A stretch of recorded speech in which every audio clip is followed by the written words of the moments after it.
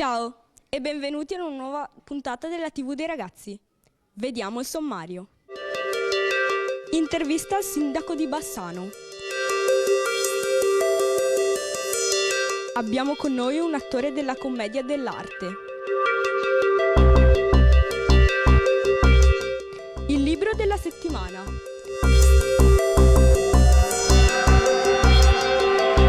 Una musica in ricordo della Shoah. 27 gennaio, giornata della memoria. Non cambiate canale. Ciao ragazzi, oggi siamo qui in municipio con il sindaco di Bassano del Grappa, Riccardo Poletto, per fargli delle domande sul suo importante incarico e sulla nostra città.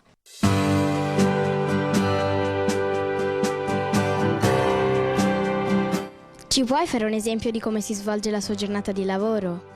Beh, io arrivo in municipio molto presto, in genere prima delle 8, poco dopo le 8, e si svolge facendo tante cose, tanti incontri, quindi riunioni, incontri con persone, telefonate oppure al computer, non sempre qua nel mio ufficio ma anche in altri uffici del comune, in altre aree, per prendere decisioni, vedere dei progetti, capire i problemi eccetera, ma anche fuori dal comune, perché a volte ho riunioni con altri sindaci che possono essere o in provincia o in regione o in altri luoghi. Diciamo che prevalentemente ci sono molti incontri con parecchie persone per cercare di prendere le decisioni più importanti. L'amministrazione comunale ha in programma anche delle attività per i ragazzi come noi, ad esempio delle giornate dedicate ai ragazzi come la città dei ragazzi e la città dello sport.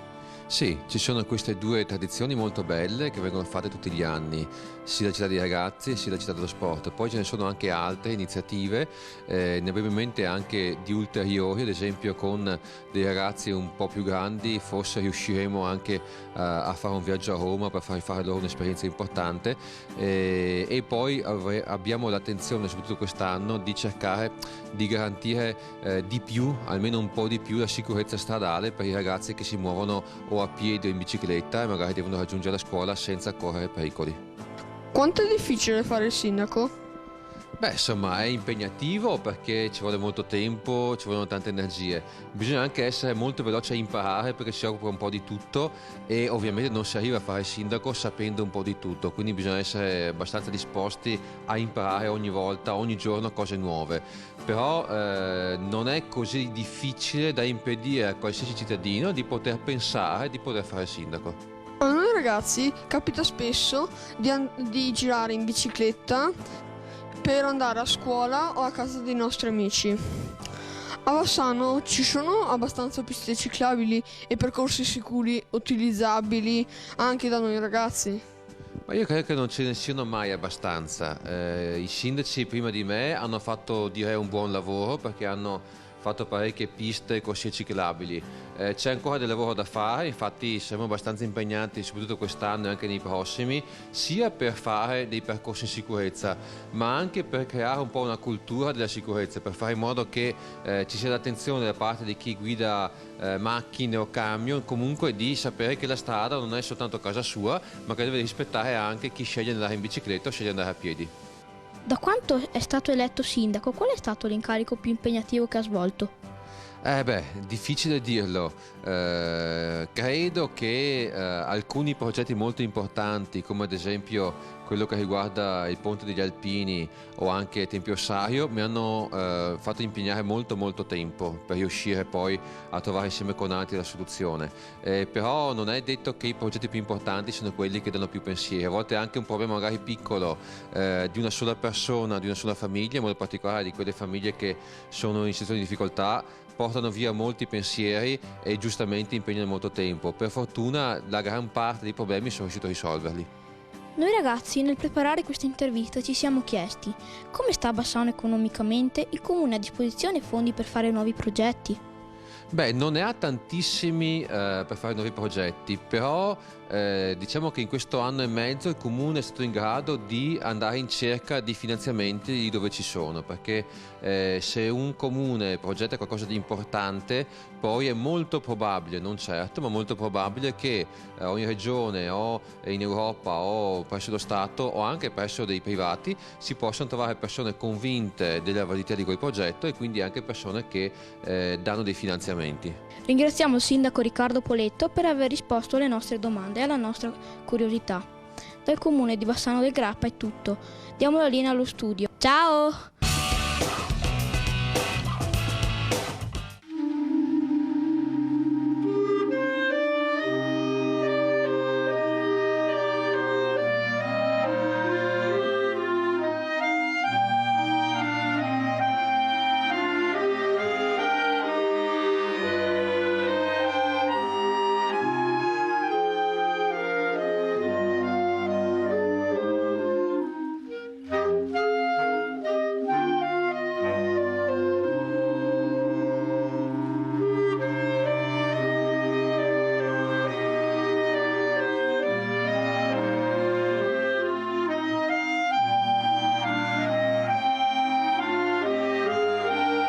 Ciao ragazzi, oggi siamo qui con Giovanni e Bartolomeo, che fanno parte dell'orchestra giovanile Città di Bassano e suonano il clarinetto. Fanno parte del Clarinet Ensemble, ideato dall'insegnante Michela Batocchio nel 2010. Buongiorno, ci vuole spiegare in cosa consiste il vostro progetto musicale Impressioni? Allora, il progetto Impressioni è nato 2 anni fa, dopo la partecipazione a un concorso di scrittura poetica del nostro ex compagno Giovanni Gambaretto. E lui aveva composto una poesia, appunto il titolo Impressioni. Impressioni!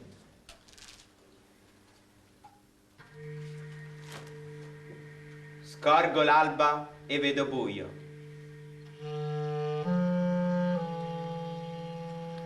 Scorgo il sole e vedo buio. Nubi di cenere gettate su corpi abbandonati, vite strappate ed anime Addolorate. Uomini in fila verso l'ignoto. Ignoto! Come sacre acque che non vedono moto. cabine buie, Baracche scure sono ombre nere che si stagliano sul campo. Che non ha cure. Questo vedo. Sofferenza e dolore. Stampi profondi che rimarranno nel cuore.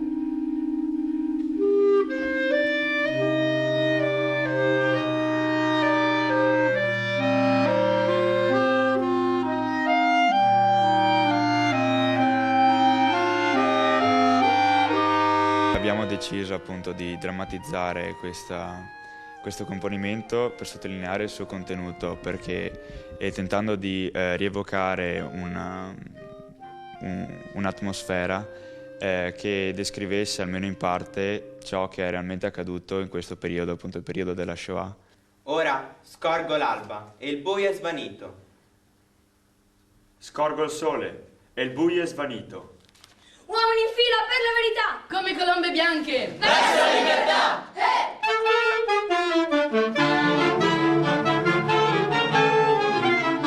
Le parole sono anche molto forti all'interno di questa poesia, però abbiamo il dovere di ricordare ciò che è accaduto per non compiere gli stessi errori. Quante persone sono coinvolte in questo progetto? Beh, allora, in questo progetto partecipano circa una ventina di ragazzi, dagli 11 ai 17 anni, e quindi dall'inizio proprio delle scuole medie fino alle superiori. Avete partecipato a qualche concorso? Sì, personalmente abbiamo partecipato al concorso indetto dal Conservatorio di Vicenza, Migliori Allievi, grazie al quale siamo riusciti anche a ottenere un secondo posto, primo posto non assegnato. E mentre 2 anni fa invece abbiamo partecipato al concorso di Pesaro, dove quindi abbiamo ripreso questo progetto e abbiamo vinto quindi il primo premio assoluto. La formazione Clarinet Ensemble è aperta a tutti i ragazzi che frequentano scuole di musica, clarinettisti per l'appunto, e sicuramente personalmente abbiamo intenzione di continuare a portare avanti questo progetto e stiamo organizzando vari concerti e cercando di partecipare a altri concorsi. Ringraziamo Bartolomeo e Giovanni per la loro disponibilità. Sapete quando è nata la prima trasmissione di immagini in televisione? Il 26 gennaio del 1926. Infatti, il 26 gennaio scorso si è celebrato il 90° anniversario della prima dimostrazione pubblica di televisione. 90 anni fa, infatti, l'ingegnere scozzese John Baird mostrò il funzionamento della televisione in un laboratorio a Londra, davanti ai membri della Royal Institution e a un giornalista del Times. Il televisore meccanico era una specie di radio con l'aggiunta di un meccanismo rotante che generava una piccola immagine, poi ingrandita con una lente di ingrandimento. Ciao ragazzi, siamo in tempo di carnevale e oggi parleremo di maschere. Ci sono molte maschere: Zorro, le tartarughe ninja, Iron Man. Porca miseria, ragazzi! Io ho visto il messer Vidosane, poi dove si gallo cassato che il maledetto se lo trovo che strappo le budela e continua a chiamarmi piantalimò, ma mi non so piantalimò, so pantalone, che il piantalimò, no, non lo so, quella dove si gallo cassato che il maledetto, dove sei? Che se te trovo te strappo le budela e te faccio una roba qua che ne sa e te la maligna la cati maledetto e piansi no con te bastono piansi a maledetto cancarasso. Maschera, torna indietro. Chi è? Chi che mi chiama? Signor... lei se vuoi come qua, cari ragazzi, sono qua. Che stretto che è sto passaggio. Allora, chi io? Voi altri, chi io? Dei servidori? No, non dei so. cancarassi? Delle pulcelle? Al servizio di chi? Vedi, ma qua, dime. Siamo giornalisti. Giornalisti! E poi?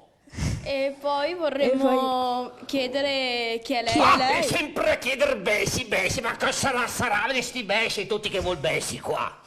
Si penso del messer Vidosane. Ma lei quindi chi è? Chi siete? Chi è? Mi? Sì. Mi so il signor Pantalon al servizio della Repubblica Serenissima. Sono un mercante d'arte. Sono mercante dei fiori, sono mercante anche dei limoni. E dove è nato lei? Sono nato in laguna, sono una barca piena che si girava come la polenta tutta quanta. E cosa ci fa lei qua? Cosa? Sono in cerca del mio servidore che mi lega abbandonato. Come mai? Come mai? Ma come mai? Perché lo vedo lo bastono. Ecco. Quindi è scappato? Quindi è scappato e se meglio che scappa anche a me allora. Ciao ragazzi. Ma chi è questo? Un servitore, ma perché è scappato da lui? Ma cosa aveva? Perché voleva cercarlo? Che bastonate che cosa fa dalle parole! Ai, che mal di schiena! Scondemi ragazzi che se arriva al inciampo ancora di più! Che mai! La schiena che mai! La panza, la seconda come un barato di Nutella snodato dalla manna di boassi! Perché con una fame che si passa una zanzara di qua me la ciaparave così che cavaria tutte le alette che le si tacca le buele e me la mangeria tutta ma il culo no se meglio staccare che lo va che schifo là. Il petto la parte più buona voi bene la voi Senti ragazzi, bella biondona che non ti sia altro. No, la maniera di me.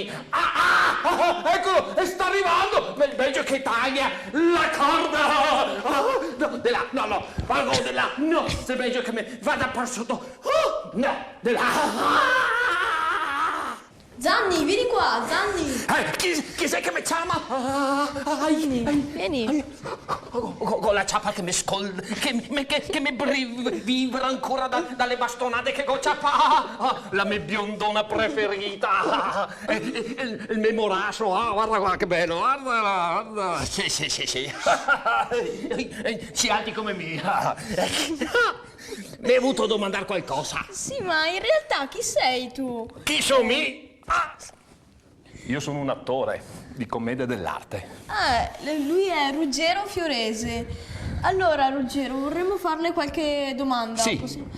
Allora, prima di tutto, quando è nata questa passione per questo lavoro molto bello?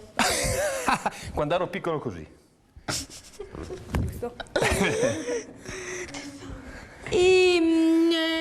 Ha lei un costume preferito? Il mio costume preferito è l'uomo ragno. Lo Zanni. Questo è il mio costume preferito. Come mai ha scelto proprio queste due rappresentazioni, questi due personaggi per farceli vedere? Beh, è quello che si muove di più in genere sul teatro, quello che è più fisico e che ha questa particolare maschera che vedete di cuoio. Com'è nata questa maschera col naso molto lungo? Beh, un naso lungo significa che è un tipo curioso che vuole mettere il naso sempre dappertutto, soprattutto sulla pancia, su queste cose, no? Ed è bellissima. E la maschera serviva per... Una volta non c'erano le cineprese che inquadravano da vicino, no? E per fare spettacolo l'attore con la maschera era obbligato a ampliare i movimenti, farli vedere molto più grandi. La maschera, in effetti, nasconde il viso, le espressioni. Allora l'espressione viene trasportata su tutto il corpo. Sì. Ringraziamo Ruggero Fiorese per la sua disponibilità e la ringraziamo per gli spettacoli che ci ha rappresentato. Grazie a voi. Ciao a tutti. Ciao, noi siamo Costanza, Pietro, Matteo. Titolo Olga di carta, il viaggio straordinario. Autore Elisabetta Agnone. Casa editrice Salani. Olga Pappel è una bambina che possiede il dono di saper raccontare storie meravigliose, così intense da sembrare vere. Coloro che ascoltano le sue storie, gli abitanti di Balico, restano incantati e ammagliati per la straordinarietà dei suoi racconti. Un giorno Olga inizia a raccontare la storia di una bambina fatta di carta, che desidera, sopra ad ogni cosa, diventare una bambina normale. Inizia così un lungo viaggio che vale la pena di esplorare leggendo il libro. Consigliamo a tutti di leggere questa bella storia perché le cose belle non hanno età, men che meno le storie. Nel libro ci sono illustrazioni meravigliose, realizzate con la tecnica del paper cut, cioè disegni fatti con la carta ritagliata. Frase speciale: siamo tutti diversi in questo mondo, disse Melo. Poi precisò: da vicino perché da lontano invece siamo tutti uguali. Per questo io sto in aria. Il ricordo della Shoah. Shoah è una parola ebraica che significa catastrofe, sostituita al termine olocausto che significa sacrificio a Dio. Mercoledì 27 gennaio, come ogni anno da 16 anni a questa parte, si è commemorato il giorno della memoria. È una commemorazione internazionale che ricorda il giorno in cui nel 1945 l'Unione Sovietica entrò nel campo di concentramento di Auschwitz. Anche in molte scuole del Bassanese si è voluto far memoria di questi orrori perché non debbano più accadere. Cari ragazzi, se avete proposte, idee, curiosità o argomenti che fossero trattati, scriveteci all'email o al numero che vedete. Vi diamo appuntamento tutte le domeniche alle 14:30, sempre qui su Rete Veneta. Ciao!